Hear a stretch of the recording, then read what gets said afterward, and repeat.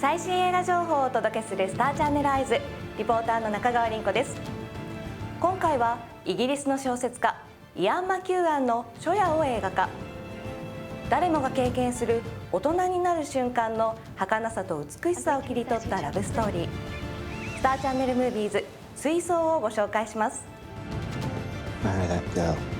ドミニク・クック監督、主演のシアーシャ・ローナン、ビリー・ハウルのインタビューが届いています。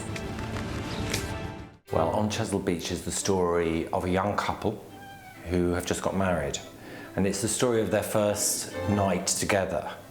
And it's set at a time when people didn't really live together or have any kind of sexual relationship, often before marriage. So it's about how it was like 2 years. 64 was when the 60s, as we think of it, really begun. So they were because we're really interested in this idea that they were just on the cusp of belonging. We wanted to make it feel like the main characters were always out of place, and so both the costume and the set were trying to help them look out of place. The great thing about working with directors who have had a lot of experience in theatre prior to making a movie is that they bring a sort of structure into the film world. And so yeah, I think just that commitment to actors and rehearsal time is something that really comes from the theatre world. And so I think his actors are his priority, they are his focus. I think he'll give you as much information and clarify things as much as you need him to in order to get the best performance possible. It's a long time since I've read something as good as that, and Ian's done it himself. It's an adaptation of his own book, and that's quite daring and courageous anyway, but who better to do it than Ian himself? It's a tragedy, essentially. It's sort of reliant on social change at the time, so very much sort of dependent on the history, so early 60s. You don't seem quite as happy.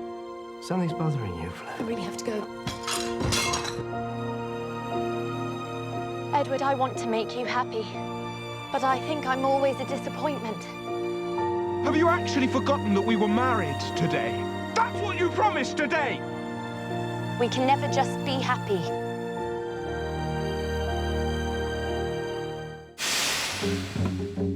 C'est mon cas particulier. Dans un carton, je suis tombée sur un vieux passeport. Et j'ai vu que tu portais un autre nom de famille. Je sais, mais je t'ai vu. 性格が正反対の双子の精神分析医との禁断の関係に陥る女性を官能的に描いた二重らせんの恋人。来日したフランソワ・オゾン監督にインタビューしました。早速ご覧ください。C'est un film qui joue sur l'imaginaire de cette personne, Chloé. On rentre dans sa tête, on rentre dans son corps, et donc c'est au spectateur un petit peu d'essayer de résoudre qu'est-ce qu'est la réalité, qu'est-ce qu'est la fiction. Moi, ce qui m'intéresse en ne faisant pas de distinction entre les deux, c'était de montrer que les rêves, nos fantasmes, racontent beaucoup de choses de nous, autant que la réalité.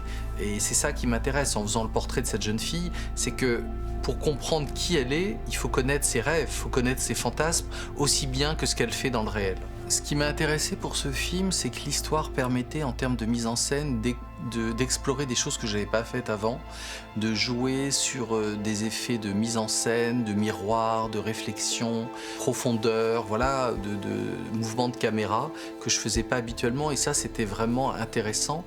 Pour moi, quand j'ai commencé à travailler sur ce projet, j'ai compris très vite qu'il fallait que je travaille avec des acteurs qui me fassent confiance, avec qui j'avais déjà travaillé, parce que c'était des rôles compliqués, il fallait qu'on soit sur la même longueur d'onde, et Marine et Jérémy sont devenus des amis, donc je savais qu'avec eux ça se passerait bien. Donc la première chose que j'ai fait, c'est que j'ai fait un test de casting, où je les ai vus les deux ensemble pour voir si ça fonctionnait, si les deux s'entendaient bien, et très vite j'ai senti que l'alchimie entre deux était parfaite. Donc voilà, ils sont partis. Et puis, c'est des acteurs qui n'avaient pas peur, ils me faisaient confiance. Et ça, c'était important pour filmer des scènes qui sont très intimes, souvent très sexuelles. Donc il fallait qu'il y ait un rapport d'amitié et de confiance pour faire ces scènes-là. Bonjour, je suis François Ozon, le réalisateur de L'âme en double. J'espère que vous viendrez nombreux voir mon nouveau film. Merci, arigato gozaimasu. Je crois que c'est surtout psychologique, hein. Dans votre tête. 次回はミッションインポッシブルフォールアウトをお送りします。番組の最後は来年の1月に公開予定の60年代イギリスのストリートカルチャーを描いたドキュメンタリースターチャンネルムービーズマイジェネレーションのオリジナルトレーラーをご覧いただきながらお別れです。それではまた。 Growing up in London in the 1950s was predictable and dull. My generation demanded a new beginning. I wanted to be an actor from the age of 10, but people with my background hardly ever became actors. All I wanted was to get a true Cockney character on the big screen, and I got the chance to do it. The old rule book was being torn up and thrown away. Everything was dull and grey, and we wanted colour. The permissive society is considered by some youngsters to be trendy and witty. It was the first time the future was shaped by young people. Just because we get around. They've got all these rules of how to live, and it's just not true anymore. You didn't hear models speak, but then you did. And they've never shut me up. We must rid the country of don't care. Police raided Keith Richards' house. This isn't the first generation that's questioned the moral values of the last generation. It was our time, the best time of our lives.